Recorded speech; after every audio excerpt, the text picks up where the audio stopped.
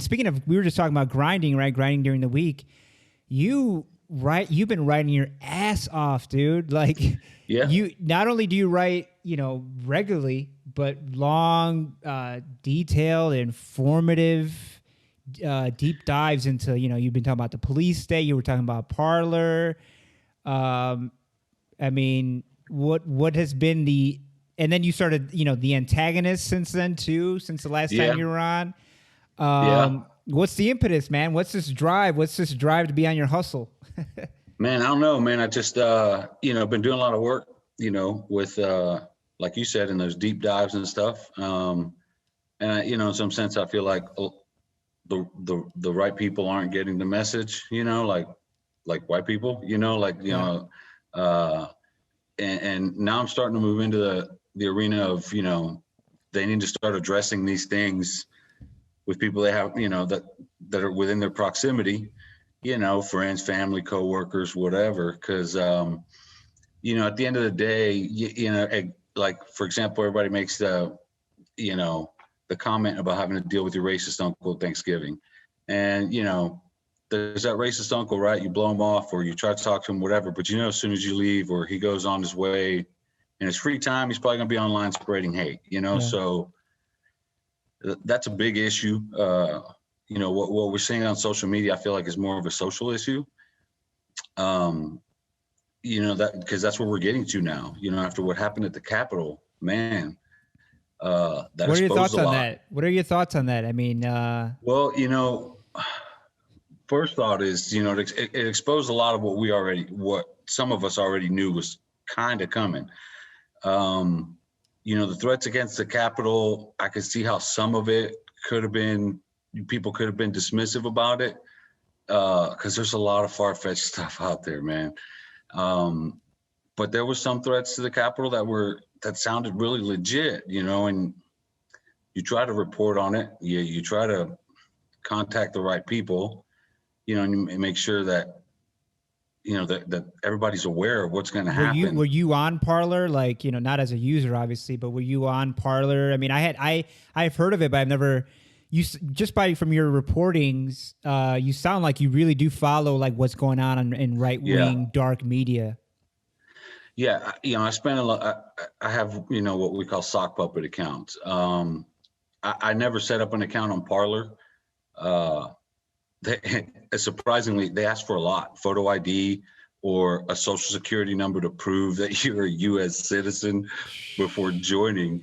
And the funny part about that is when it got hacked, all that stuff is there. So people who were making threats and saying things anonymously, now their information, including their photo IDs and stuff, is out there. And I didn't set up an account on Parler, but there's alternative ways where you could see what people are posting. Like it wouldn't give me the ability to comment or anything like that, but I could see what people are saying.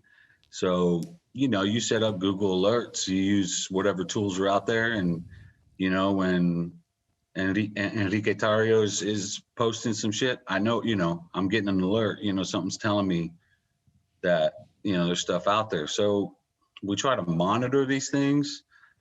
And I try to report on it just to give people insight into what's going on, what's the thinking behind it, why people do the shit they do, man, when it comes to being hateful. And the thing is it's not all racism either, man. This new extremism is. I was just going to ask you that. I mean, on one deep. side, the main narrative, the way you can look at it is that this is the last gasp of white supremacy, right? Like, right. It's shit's bad, but like if you look at it, just demographics, they know the demographic game, and we know it's coming.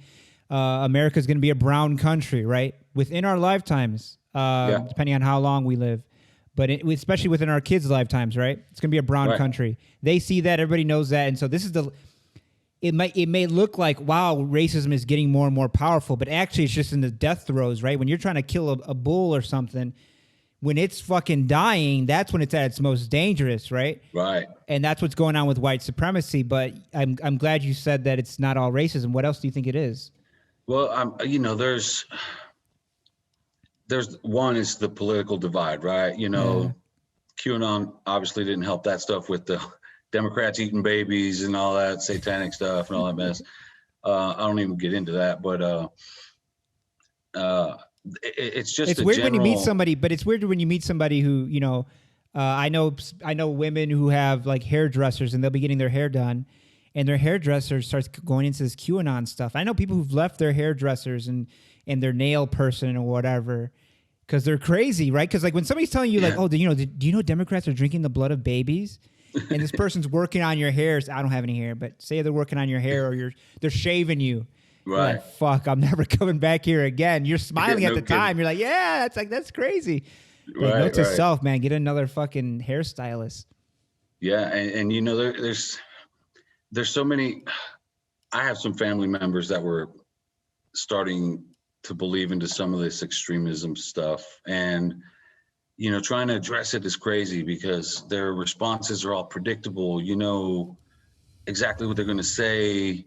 And it's hard to combat that when their responses are, oh, you're brainwashed or you need to stop watching CNN, and they make these generalized comments and you can't. Or people go, it's hard, you know what they're going to say. You know what they're going to say. And then you start like, you interrupt them and they're like, let me finish. Like, no, I already know where you're going. I know where this leads a mile away, man. I know what you're reading. I know where you're finding it. Right. And that's what bothered me because, like, I'm following extremist sites and things like that. And when I hear, somebody in my family say something that I saw on one of those extremist sites, I'm thinking to myself, good God, please tell me they're not, that deep into it. Because a lot of the stuff on extremist sites makes it to social media. It's inevitable. It's kind of, you have to like, and I've been doing this for a few years now. Like when somebody says, "Oh, did you see that?" Blah blah blah. I'm like, "Well, where did you read this?" And then they'll go, "Oh, on some site." I'm like, "Well, what site?" And they're like, "Does it matter?" I'm like, "Of course it matters." Right. Like, I guess if you're not in, you and I are in media, so we know, like, you and I try to be conscientious that what we're arguing is stated on fact, that we're not trying to rile anybody up. We're saying what we think to be the facts, and we do a lot of research, right? Back-breaking research, right? Till our eyes fall out. But some people don't. We realize that media, you could just have a blog and say whatever you want. And it seems like a lot of people don't understand that. Like, just because you read it on the internet doesn't mean it's true. Yeah, it's almost like they believe there's some golden rule or something that everything, Right. It's on the internet, it must be true, So, there's a lot of ridiculous arguments when you try to combat and try to talk down some of this rhetoric. It sometimes it's really difficult just to break through with to people because they don't want to listen. They know what you're going to say because it's reasonable and it's logical.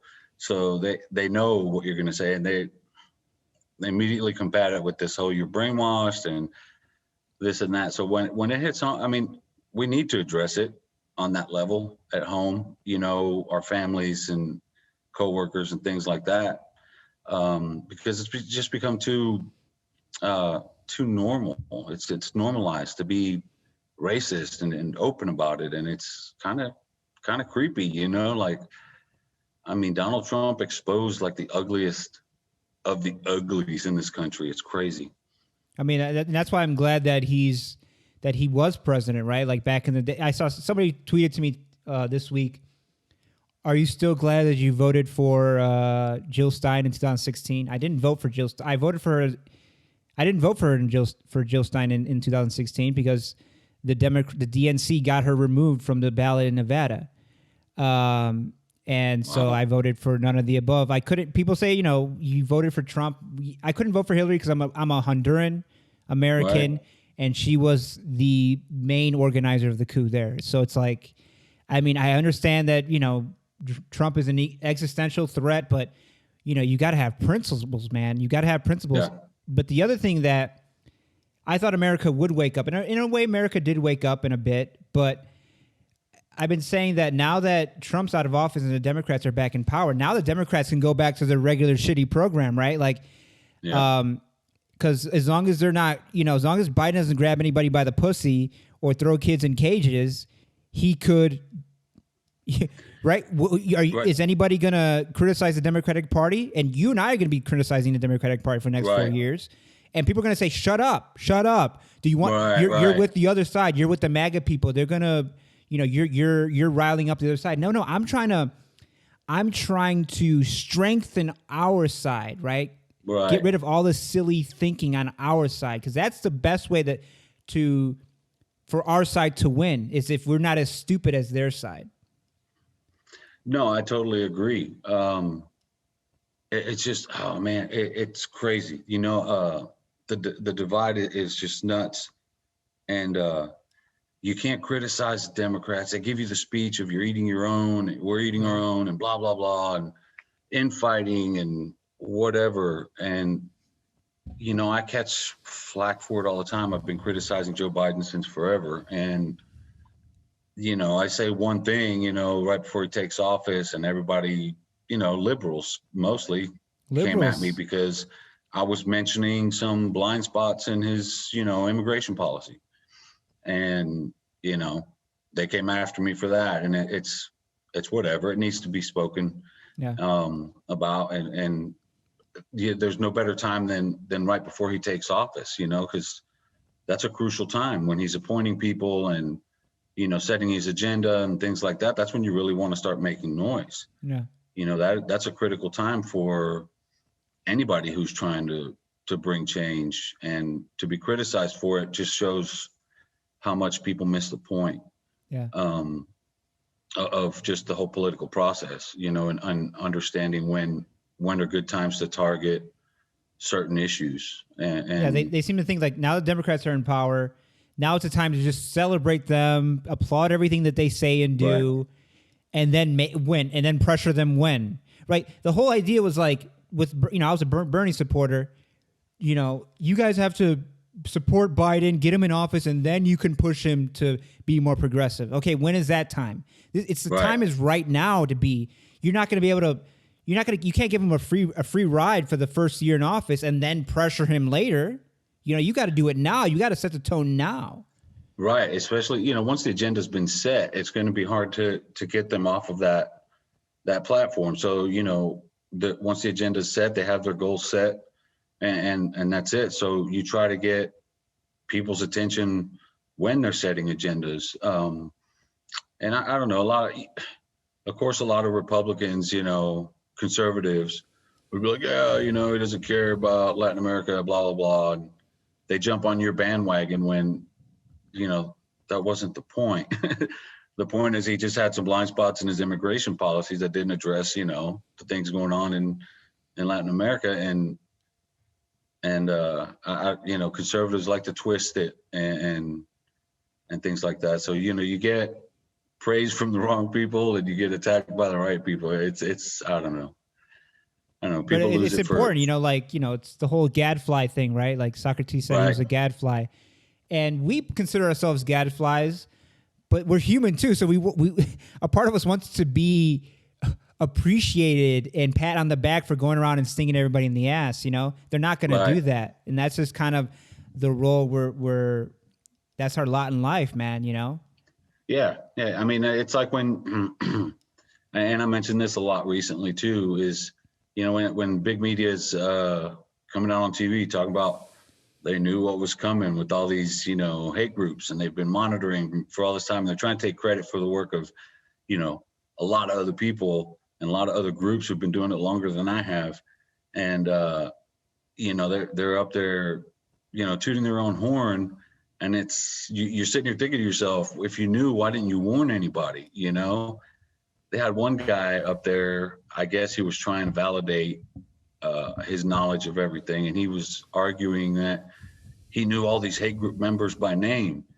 And, then what happens at the Capitol happens, the FBI needs names, and this guy disappears because the only names he knew are the same ones we know, the ones that are publicly out there. And, it's the whole thing is funny. Big media argues that deplatforming these hate groups and these, voices that incite violence is a bad idea because now they're going to go hide in the dark web. They've been hiding on the dark web, but they have to be public in some way, shape, or form to generate revenue. Without being able to sell merch and set up rallies and, you know, all their little gigs to make some money, they can't hide that deep. Not everybody's going to be able to get on the dark web. You know, social media for them is a recruiting platform. So to argue that deplatforming them is bad because, you know, we should give them space so we can monitor them is just, I don't know, it's absurd to say the least.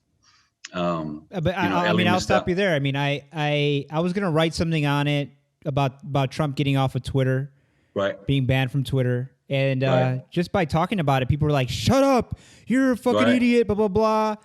I mean, I'm for free speech, right? Because I have unpopular views. And I get that right now Trump is the enemy. And so, yeah, let's have Twitter and Facebook ban him. That's great. But one day it's going to be people like you and I, right? Right. And all these fucking liberals are going to be like, yeah, ban Arturo, right? Ban fucking Hector, because we don't need to hear their voices and nobody needs to hear what they're saying. They're dangerous, in fact. Right. And so, you know, the like I said, the weapon that you make for your enemy is going to be used against you, man. Absolutely. And so, like, I'm just, you know, I don't see that Trump broke the law. I get that. Okay, I get that Twitter is a private company, and the First Amendment doesn't apply to private companies. But Twitter is the public square, right? I mean, right. It's the new soapbox. It's the new soapbox. So, does the First Amendment have to be rethought? You know, I don't know. Like, Elie Mystal made a good point today. He wrote an article in The Nation talking about how deplatforming works. And Elie Mystal's a guy? I always thought he was a woman. No, dude. I always thought it was a woman. Oh, wow. No, and I love his writings. I thought I was following a woman. Okay. Yeah, no. So he makes this great point, and talking about deplatforming Trump and how in 2 weeks, you know, it already created a rift between him, you know, between hate groups and who their perceived leader, like the Proud Boys, for example. They're, you know, they're all pissed off with Trump. Oh, he was weak and he failed us, and you know, and the QAnon people are having a panic attack because things didn't happen right. But he made a good point about how deplatforming Trump actually worked. Now, I don't agree with social media being the arbiter of like free speech, for example. That is a scary thought, and that thought did cross my mind when they took Donald Trump off. I understand the argument because he did incite people to, you know, to go as far as they did, you know, and man, the attack on the Capitol was something else. And but the problem there and you wrote about it beautifully and really bitingly. I mean, you could say that Trump, the incitement, that's the thing that led to it. The thing that led to it is that Capitol Police let it happen, right? Right. Because Trump didn't say, go break windows, go break into the Capitol. He said, we're going to march on the Capitol. We're going to make them, like the way leftists, our favorite leaders have talked in the past, right? And he didn't legally incite a riot. And two, even whatever he would have said, the Capitol Police should have never let those people anywhere near the Capitol. Dude, yeah. That's the biggest problem.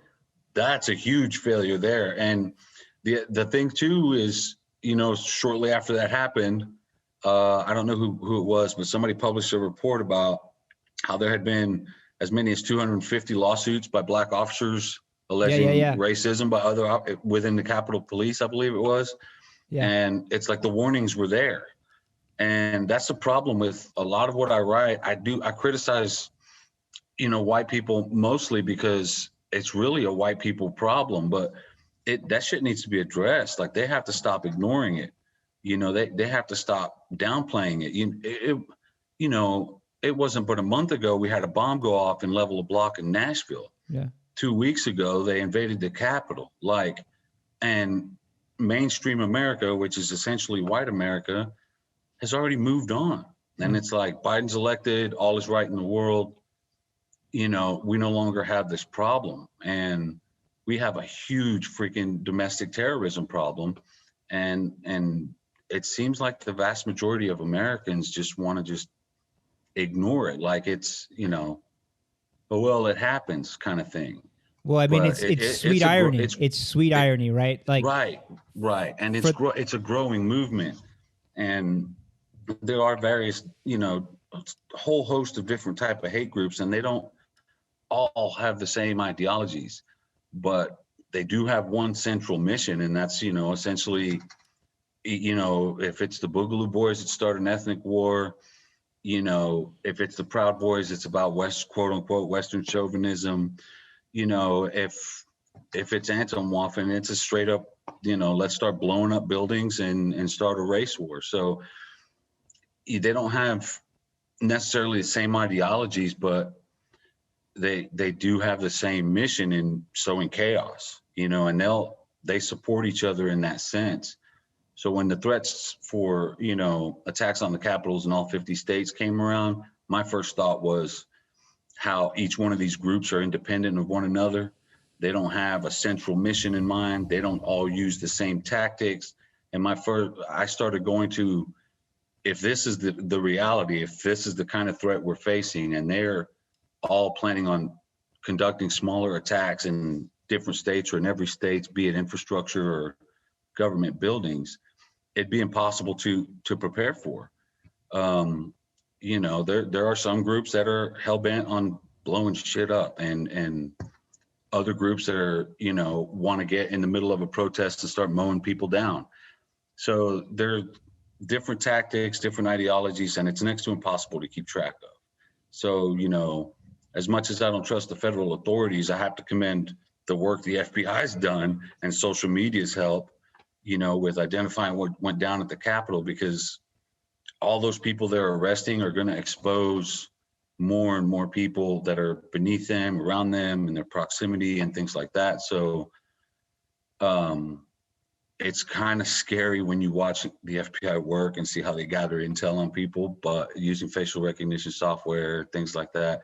They found the name, they found a lot of people really fast. And, well, yeah, I saw social media. If your cell phone was on when you were in the Capitol, you're going to be arrested. Yeah. So, I mean, it's, I've seen documentaries where they talk about how the NSA's policy is all collect it all and, we'll sift through it later. Yeah. Essentially that's after something happens, they have all the information. Yeah. They can sift They have all of our information. Everybody's being watched. Everybody's being followed. Right. And again, like Orwell predicted, we want it. We want it because it makes us feel safe. Watch us all so that to protect us from our enemies. But they're, the state is the power. And, today it's, it's not even white racist, right? It's a sweet irony that I was going to say, it's a sweet irony that the whole idea of American white supremacy is that Black and brown people are the threat to America and American way of life, but it's going to be white terrorism. White terrorism is now the biggest threat to America and American way of life in the system. And you see the system not being able to make that turn, right? They know, I mean, the FBI is saying white terrorism is the biggest threat, but like the system is still too afraid to address that, like they addressed Al Qaeda, like they addressed ISIS, like they addressed the Black Panthers. Like you were saying about the Capitol Police, the black lawsuits. There was a former Capitol policeman. I don't know where I was listening to him. He's an old man in his 80s, and he was talking about he was Capitol Police, and he was talking about, oh, they should have done this. They should have had a perimeter there. They should have had, this is what, if I was there, this is what they would have done. And he told a story about Louis Farrakhan came with two of his bodyguards to the Capitol, or to one of the buildings by the Capitol, and they had like 1,000 Capitol Police, and they had the whole grounds on lockdown. He goes, and that was for Louis Farrakhan and two of his bodyguards. And with the white mob, they didn't do anything. So that's just, there's barbarians at the gates, and we're fucking, people, the guards are opening the gates. That's what's happening. Yeah. Dude, that still blows my mind. I've written a lot about white supremacy in law enforcement. It's a huge issue, right? But I never did I think I would see that. And what we witnessed was essentially white supremacy turning on itself. who are they going as it would, after? right? As hate Right, does, as the right. It Nazis does. did, as that's Right, what hate does.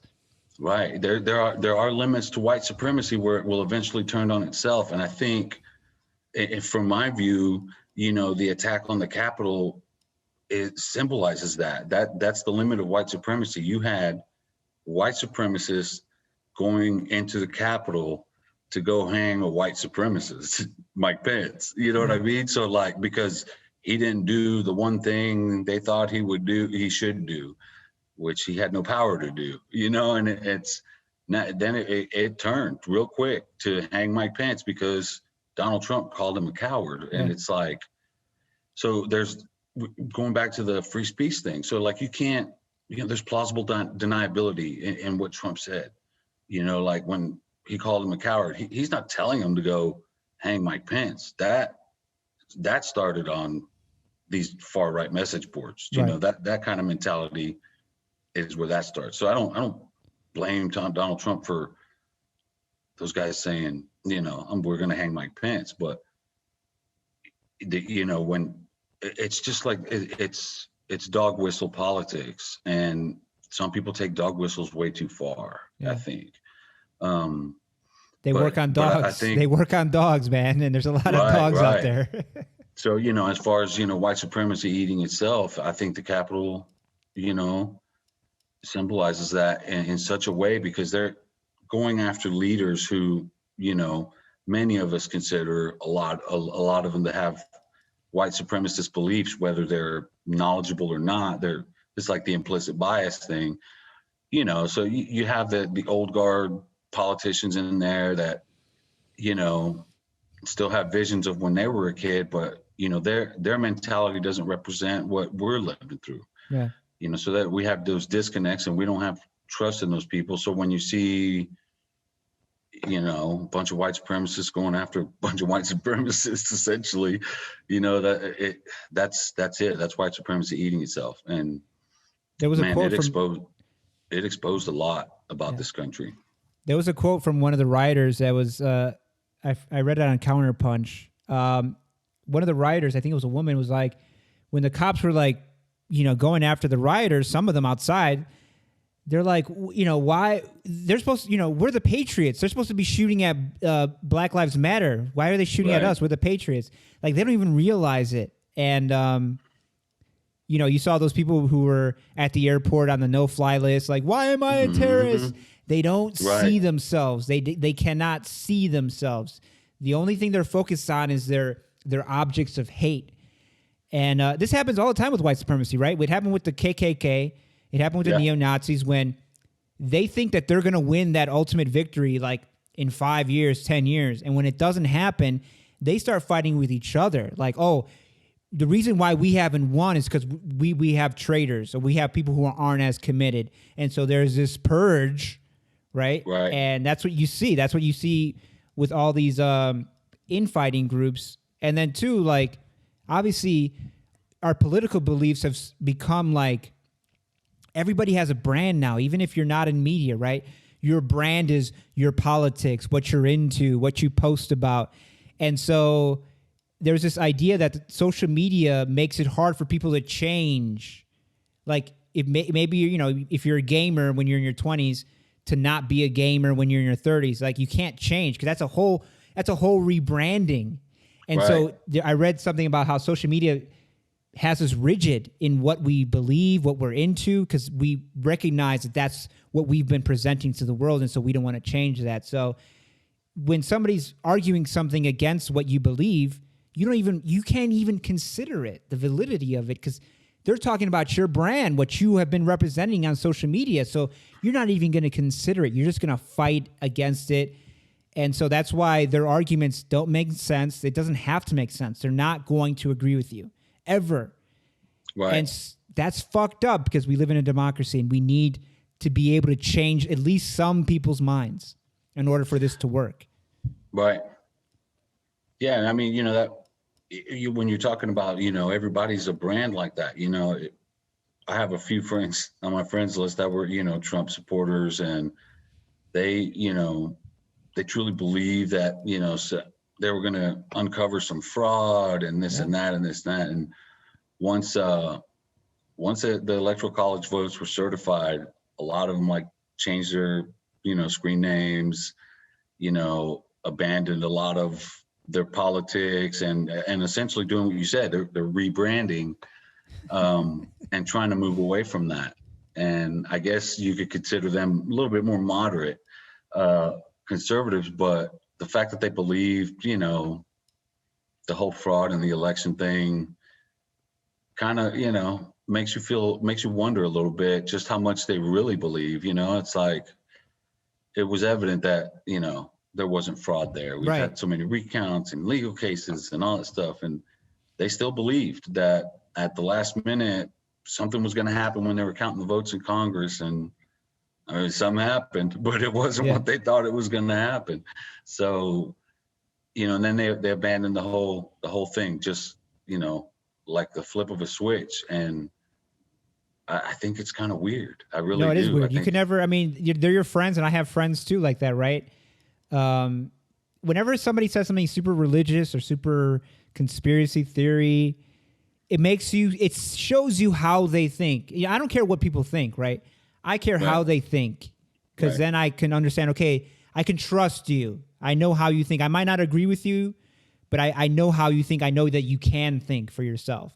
And so when these people are saying, "Oh, stop the steal," and my neighbors, after they had a Mike Pence, Trump Pence sign up. A couple of neighbors in my community. I live in a gated community, so that's probably my fault for living here. But even after the election in December, those Trump Pence signs were up on the lawn still, up in the windows, and it's like, so that I've never seen that, right? I can get on election day, your candidate lost, take him down. But December, January, I'm keeping my Trump Pence sign up. You are living. You don't care about law. You don't care about order. You don't care about facts. You don't care about anything. Right. It's just about what you want to believe in. And I wanted to ask you a few things. What do you think? I know it's a hard shift, but no, yeah.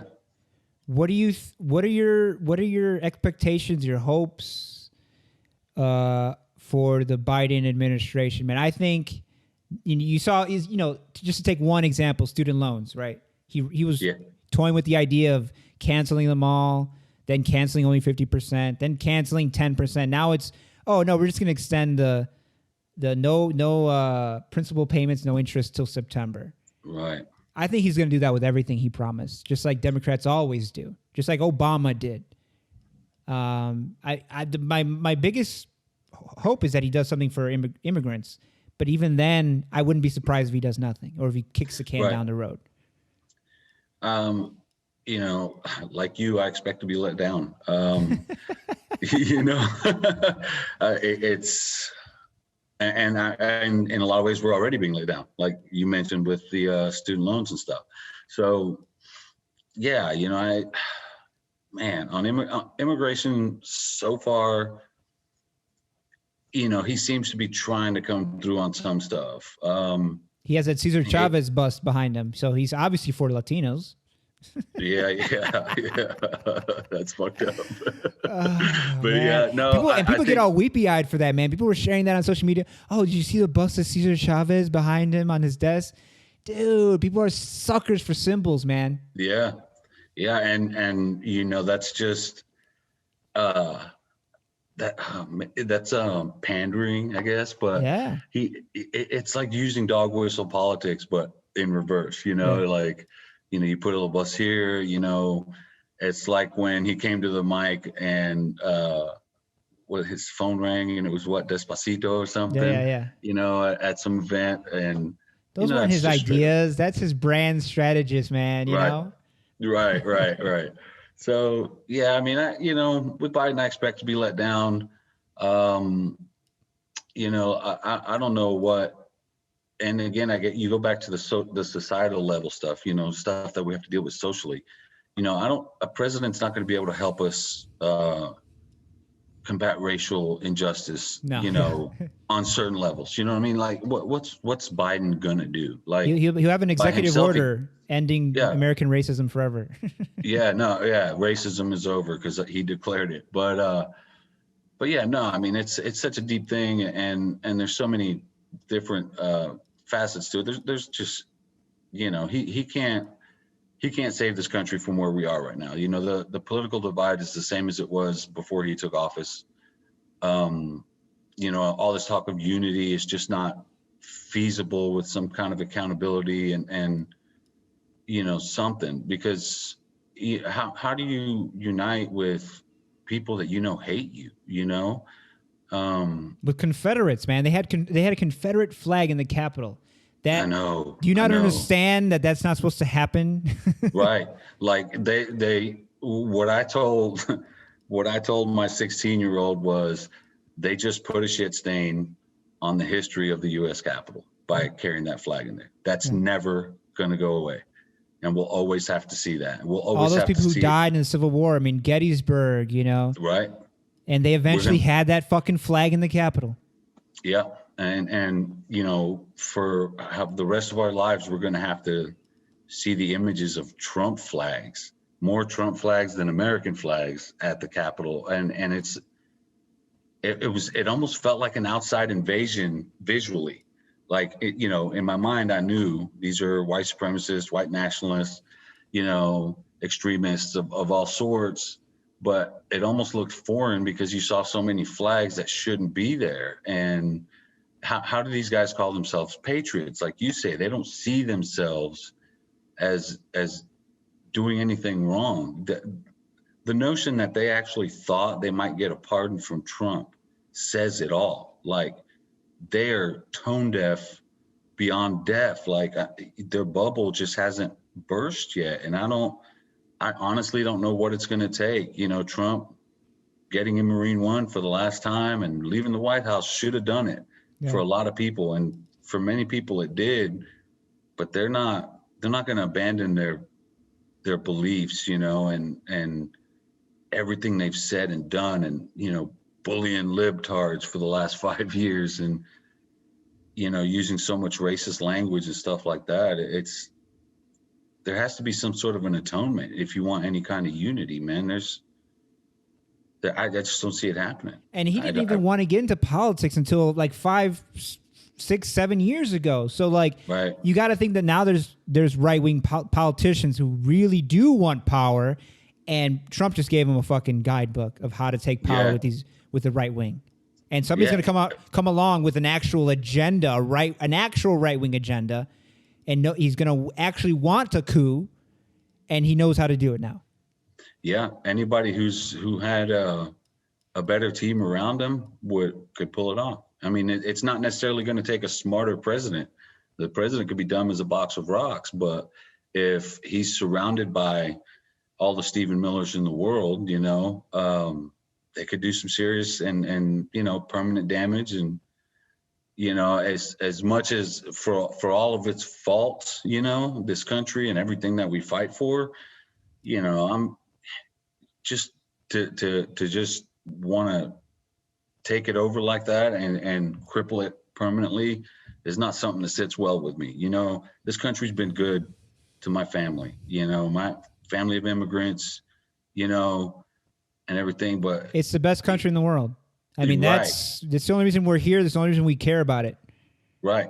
This country has been great to my family, and I appreciate everything it's, you know, given us, considering, and for all its faults, I'm not there, man. I'm not at that place where, you know, let's just burn the whole fucking thing down. I'm just not there. Yeah. Systemically, there's a lot of things we probably should burn down and start over with, like maybe law enforcement and policing, but I'm not here. I don't think we should just burn this whole place down and start. I don't think we're there. And it's too easy a solution, which means for me, when something's an easy solution, it means it's not the best solution. Right. Because the best solution is probably very hard, and that's the one we should try for. Right. Yeah, I totally agree with that, man. Because, man, these on January 6th, it exposed so much about this country, and in the middle of a pandemic and COVID and, all this, it's just crazy to me, all the stuff that this country's going through right now. And it pains me to see people try to just burn it down like that. It really does. It's and call themselves patriots. Right. Like, it's disappointing. And I think the more the country shows how disappointed they are, I think the more they're starting to maybe realize some things. Like I said, they're not going to abandon their beliefs, but maybe they tone down the extremism a little bit, or a few of them do, or any percentage, traceable percentage. If they back off the extremism a little bit, then that's progress. You're gonna have your Nashville bombers, and my fear, based on what I've seen and what a lot of people have seen too, and this is just my sole opinion, but there's gonna be 1 out of 1,000, 1 out of 10,000, whatever, who's gonna go all the way and try to, like there was the guys they caught who were gonna try to blow up power substations, and then the Nashville bomber was supposedly targeting the AT&T building over there. So, that exposed a lot of vulnerabilities about this country that a lot of people, again, don't want to address. And all it takes is one, man. El Paso was one guy. Yeah. And that's what scares me. I don't fear civil war. I fear those attacks like that. The individual, the one, like I said, 1 in 10,000 or whatever, who might do something crazy. And that's what really bothers me.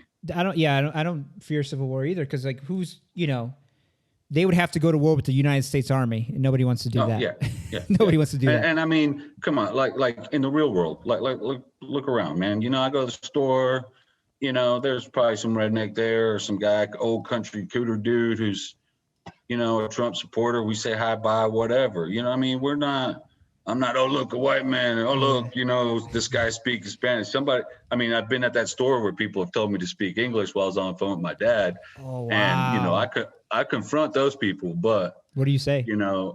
Aside from that, it's just like, hi, bye, keep going.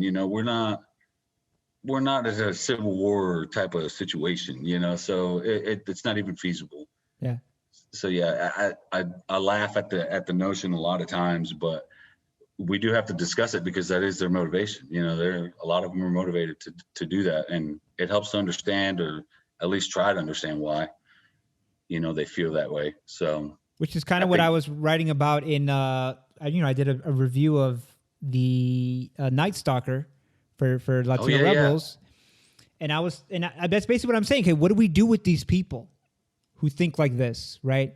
Whether they were born that way, maybe something in their head, or they were taught it, it's probably a little bit of all of that. But what do we do with them? Are we going to fight them? Are we going to get arms and fight these people? 75 million people at least, right? I said not counting their kids, not counting, the people who didn't vote, who support Trump, who are to the right of Trump, right? Who don't believe in elections at all. Are we going to have a civil war? No. So we have to find a way to be civil while, not giving up on our principles. Like we want Medicare for all and something that treats make us an immigrant country again. Like immigration is our strength, and protecting the environment, all the progressive things that we want. And plus, to just fight people because we think is right. We think we're right, so we're going to fight them. We're going to punch them in the mouth. That's too much like fascism to me. I know you have to fight fascists. You have to fight fascists, right? But might does not make right.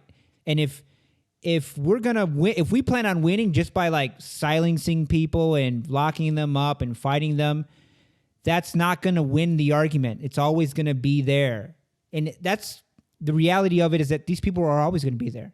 We're never gonna get rid of them ever, because it's just human nature. We're too free of a country. There's too much information available, and so there's always gonna be a diversity of beliefs, and so we have to deal with that in a civilized way. We haven't been doing that.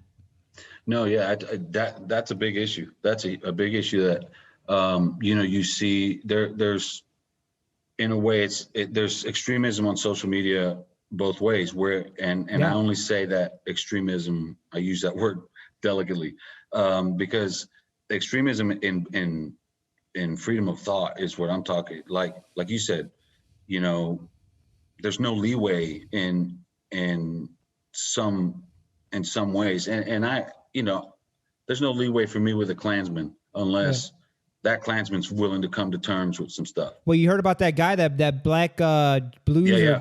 He converted 200 people, just 200 Klansmen, just by talking to them. Right. And a lot of times that's what you need. You know, you're not all of them, right? He may have, sometimes. he may have converted them, but you know, they're not going to drop all their beliefs overnight. It's going to take work.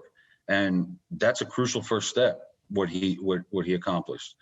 I had a friend whose dad was a Klansman. You know, he's been passed away now 15 years, and he was a former Klansman. And you know, while he denounced being in the Klan, you know, we're talking rural Texas over here when I first moved down here. And, you know, he denounced the Klan or whatever, but he couldn't stop saying the N-word. You know, he still, you know, oh, black people this, black people that, except for, you know, Joe Schmo over here who I work with. He ain't one of them. He's one of the cool ones, you know, and we have a lot of those racists that we have to deal with. You know, I'm not racist, but, you know, those people, there's a lot of those we have to deal with. And I think those people are more reachable and a lot easier to talk to. And for some people, it's about just pointing out certain things, you know, like, hey, you know, you don't say that because, you know, it's racist. It has a history. You know, I had a friend of mine, you know, his grandma was, I can't remember what it was she said, but it was something that's racist. And he laughed in her face. He's like, Grandma, you can't say that. You know, that's racist. And she's like, oh my God. And, you know, she corrected herself, never said it again. And maybe sometimes that's all it takes with the older folks. But, you know, for people to just abandon the beliefs that they were born with, raised into, you know, stuff like that is a little bit more difficult, I think. And addressing that is the root of a lot of the problems, a lot of the issues that you see on the far right. I mean, you also see that out of the Western developed countries, America's the most religious, man. We're more religious than England, France, Germany, Spain. We're the most religious. So that and we believe that Noah's Ark was a true story. More of Americans do than other countries. That Adam and Eve was a true story. So like we're more, I guess, credulous. We're more prone to this kind of thinking. Right. And so just like there's always going to be people who are hardcore Christians or hardcore whatever their religious belief is, and you're never going to be able to, you know, disabuse them of that. The same thing with politics. And so my whole thing is to treat everybody like human beings, right? Now, even when they're treating me like I'm an animal, right? Even when they're treating me like an animal, because what am I going to do? If this person doesn't have any morals and they're treating me like shit, I'm not going to do to them what they're doing to me because I have morals. My morals say treat people with respect, and just because they're not treating me with respect doesn't mean all bets are off. No, I have to stand firm to what I think is right, you know, and way to treat people. And that's, it may be naive, but I know it's fucking hard to do, right? Yeah. I want to slap people. Yeah. I want to fucking bitch people out online and shit like that. You just don't, because what does that get you?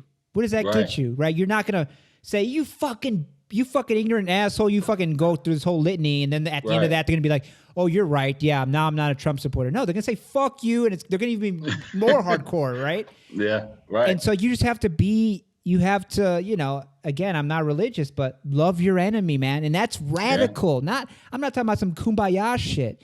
Loving your enemy is radical, right? Right. To recognize the humanity in the person who doesn't recognize humanity in you is radical and hard, and that's the work. And too many people, liberals and shit, like, no, well, fuck them. They deserve no mercy. Whatever happens to them, fuck them, fuck their family, fuck everybody. Dude, you know, hate is not going to, it just gets more hate. No, and that's true. You know, around here, like your neighborhood, you know, we had, in our little circle, political signs aren't allowed, but in the neighborhoods around us, I'm sure there's a good reason for that. But in other neighborhoods around us, there are Trump signs everywhere. You know, so who says that? The HOA tells you? The local HOA says no political signs are allowed? we live in this little pocket community, and there's about maybe 40 houses, and in this little pocket community, they don't allow political signs. So they they come through and put up American flags on certain holidays and stuff, Veterans Day, things like that. But they don't allow any kind of signage at all in the yard. So yeah, but there was a lot of them, and a lot of those signs stayed out there, and like I said, I run across these people, at the store, and some of them I know that are neighbors and they're Trump supporters, and we have to tolerate our neighbors. You know what I mean? Like, that's basic, right? That's a basic in society. I need to get this person right here. Her whole family they're Trump supporters, but I have to get along with them, because if I can't get along with them, we can't get along, and we live next to each other. Right. The country's fucked. Yeah. Not only that, but you're in for holy hell the whole time you're living there. You know what I mean? Like, good God. So yeah, I have a neighbor of mine that lives across the street. Me and him talk all the time. He watches our house. I watch his house. His cameras point here, mine point there. We're always keeping an eye on stuff. And, he's a Trump guy. He's a gun guy. I'm a gun guy. I'm all about, protecting my domain and things like that. And so is he. And we have that in common. So, we're always in communication in that sense. And despite his political beliefs, I rely on him and he relies on me, and we try to keep our stuff safe, Hey, but he knows your views, right? Yeah. I mean, that's got to be so good for him, right? Because if he didn't know you, he would think all this terrible shit. One of the things, and one of my kids was standing out there with me when I was talking to him, and he was during the, all the George Floyd protests and things like that. There was all these false rumors about Black Lives Matter and Antifa coming to the suburbs and things like that. And like, he was actually concerned about some of that stuff. And, I'm friends with the founder of Black Lives Matter here in Houston. And, I told him, like, I assure you, dude, like, I support Black Lives Matter. I'm friends with people in Black Lives Matter. I said, I'm not Black Lives Matter, so don't freak out on me. But I was like, ain't nobody coming to the suburbs. Like, he's talking about, I got guns laid out in tactical positions. I'm like, bro, you got to like take it a step back. Okay. Yeah. Like, it's not going to happen. Like, we're good. The whole circle here has guns. We're good. Like, they're not coming. So, and it helped, I put his mind at ease in that regard. It was a much bigger conversation, but yeah, you get the point. Like, and in that sense, I'm glad we're neighbors, For sure. Because that's what my point. Because he was starting to believe a lot of the more, stuff that was escalated and the more fear mongering stuff. And I was happy to be able to put that down. So, because that's how white terrorism is created, right? Because then it only takes somebody like that who's like, fuck this. I'm not gonna wait till they come here and attack my house. Right. I'm gonna go find them and take the fight to them. That's how it happens. Right. Well, a lot of them do. And at one point, I'm not exactly which protest it was, but when the Proud Boys were protesting in DC, they actually went into Black neighborhoods, and started screaming and shouting and, walking down the street, talking about this is our country, start packing your shit, we're going to take it back. And it's like, yeah, they'll bring the fight to you, the perceived enemy, they see things that aren't there. They believe things that aren't true. And it's all propaganda and hype. And they go pretty deep. And a lot of times, a lot of the stuff we see is pretty scary, and a lot of it's scary to think about. And, sometimes you lose sleep at night over it, wondering if, your contact at so-and-so place is going to, follow through or not, because they don't always do. And, luckily I've never had anything like that, that I didn't report or that I did report. And then later on you see happen on TV. Yeah. I don't know how I could deal with that, but yeah, you got to, I don't know how else to combat it from my end other than addressing my neighbor, my family, keep talking about it. Writing about it. Putting all that information out there and trying to educate people, about what's going on behind the scenes. And, maybe there's little bits of knowledge in there or little, where people light bulb ideas where somebody, can use to address it with their family. Cause it's not always easy. A lot of times you're met with aggression and, that makes it really complicated. Yeah. People would rather not if that's what it's going to come down to. So, yeah, no, the fight continues. My hope is that, the kids, the internet is definitely encouraging these, right wing, whatever you're into, it encourages you to go in deeper and deeper down that rabbit hole. But my hope is that the kids, they're growing up in this internet culture. Like they have wherever you're from, LA, Seattle, Chicago, you're part of like, the internet makes you part of this culture. Like they're all into the same things, and they know what kids in Saudi Arabia and in China, it's all a global culture. And my hope is that leads to multiculturalism, that leads to tolerance and understanding. And it looks like it is. Yeah. Yeah. I feel like it is. I feel like, the generations we're raising, Y and Z, I think that they give me hope, my kids give me hope, their friends give me hope, the kids that I see, most of them, they give me hope. They embrace multiculturalism, like you were saying. And, I think that, we may not ever, like you said, you're always going to have people that hate, racist, things like that. But if we can, combat the extremism level of it, it's becoming with them, it's becoming issues. Uncool. It's becoming uncool to be judgmental at all, to be critical at all of people, especially how they look, how they were born. It's like uncool with them to do that. Right. So yeah, I think that the younger generation is going to be good for us. We may not see total progress in our lifetimes, but I think that we're laying the groundwork for them, and I think they're laying the groundwork for us and future generations as well. So, I've been learning a lot from my kids and their perspectives on things, and it helps just to learn, take in knowledge, expand history, thought, read history, read history. Yeah, read history.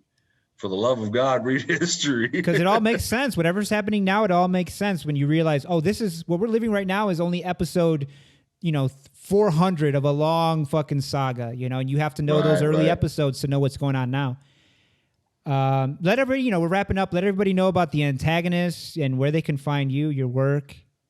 Basically on social media, it's at Extreme Arturo. That's basically everywhere. TheAntagonistMag.com. And never really got to touch on that, but we're going to be featuring a lot of, writers of color.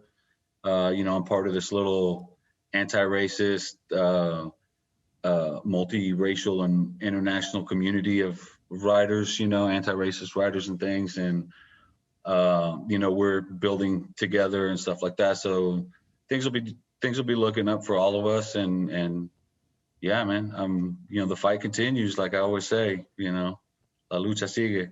Yeah, for sure, man. Well, I thank you, man, for coming on. Stay safe. Well, we're constantly in touch. I'm always supporting and reading your stuff. You're always supporting and reading my stuff. I appreciate it, by the way. Yeah. And man, I'm proud to know you, man. You're really taking the fight to them, but with words and ideas and facts. That's a good place to start. We'll see if it takes, but here's hoping. I appreciate you, man. Peace, man. Thank you. Have a good weekend. You too, bro.